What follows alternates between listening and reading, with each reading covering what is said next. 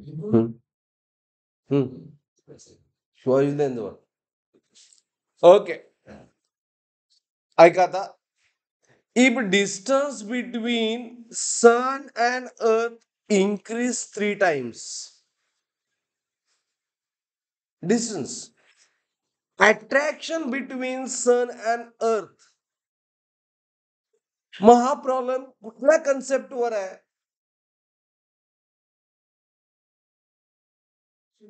Attraction म्हणजे force of attraction. Force of अट्रॅक्शनचा formula काय? पहिलं thinking M is G mass of earth into mass of sun divide by what? Distance square.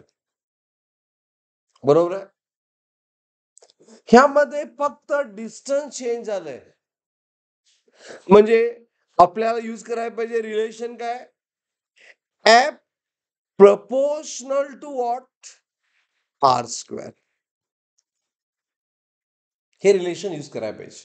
Inversely proportional to R square. आता find काय करायचं आहे? In percentage either increase or decrease. आता inverse relation आहे.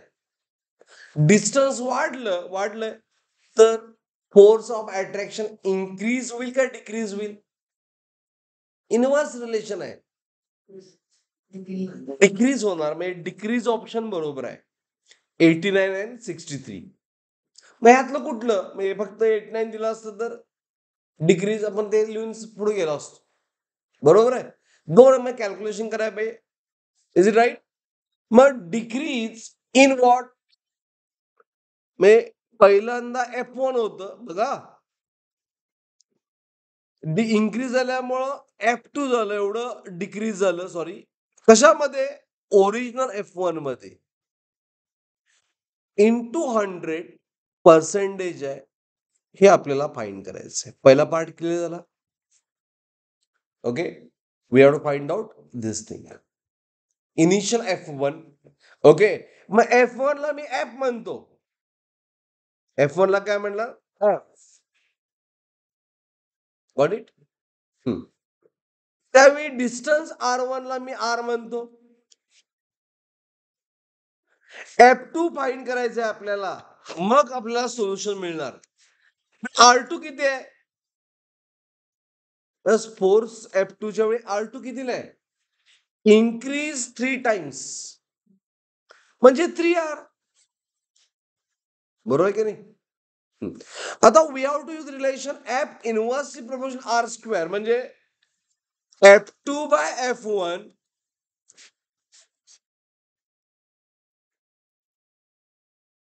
F2 by F1 is equal to inverse आहे ना, उलट R1 bye R2 चा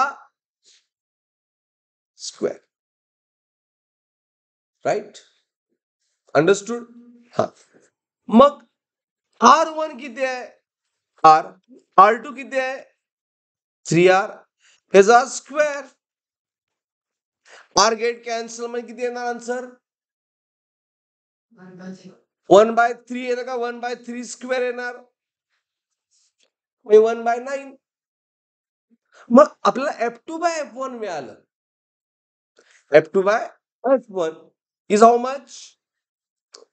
मग मी तो फॉर्म्युला यूज करतो. हे 1/9 पर्सेंटेज विचारलंय. मग पर्सेंटेज डिक्रीज साठी F2 by F1 B useful आहे. किंवा F2 is F1/9. Is it right? म्हणून तो फॉर्म्युला लिहितो बघा. F1 मध्ये डिक्रीज झालं. डिक्रीज झालं ना F2 divide by what? F1. मी असं त्यामध्ये चेंज करतो. F1 बाय F1 का केलं चेंज? कोण सांगू शकते? मायनस F2 बाय F1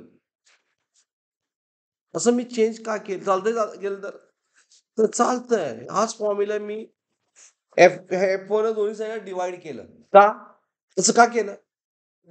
आपल्याला F2/F1 नोन आहे ना, कळालं मला F2/F1 नोन आहे. मग कॅल्क्युलेशन इझी होईल आपलं. F1/F1 किती? 1 मायनस 1/9 इंटू 100. हे कॅल्क्युलेशनला इझी आहे. म्हणजे it is 9 minus 1 8 by 9 into 100. Okay, and therefore is 800 by 9 किती येईल सांगा? 9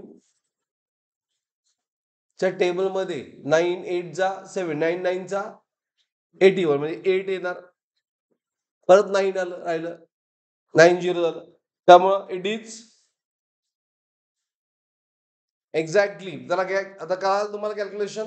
मग याचा आन्सर जवळपास म्हटलं तर 89%.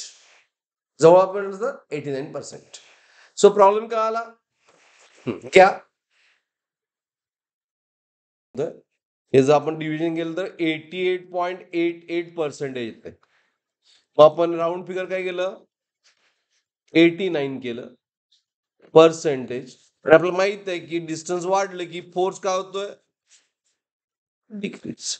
आणि त्यामुळे ऑप्शन कुठलं? Option is a. Got it? समजला प्रॉब्लेम?